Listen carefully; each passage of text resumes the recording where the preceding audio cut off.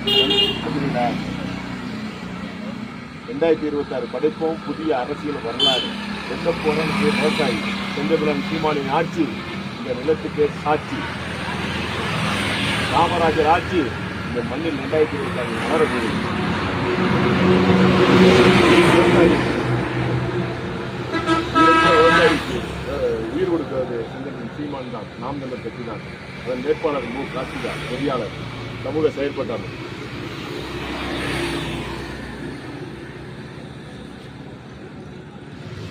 வீட்டுக்கும் நோட்டுக்கும் அடிமையாகாமல் தனித்தே 234 தொகுதியிலும் களம் காணும் ஒரே கட்சி நாம் தமிழர் கட்சி.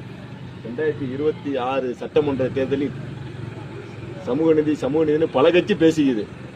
ஆனா சமூக நீதி உள்ள ஒரே கட்சி நாம் தமிழர் கட்சி தான். 234 இடங்களில் 117 இடங்கள்ல பெண்கள் போட்டியிட வைக்கிறார்கள் சீமான். அதே போல ஆண்கள் 112 இடங்களில் போட்டியிட வைக்கிறார். கிட்டத்தட்ட 130க்கு மேல 25 வயது நிரம்பிய இளைஞர்கள் இந்த அரசியலுக்கு வர்றாங்க, வேட்பாளராக களங்காண்றாங்க.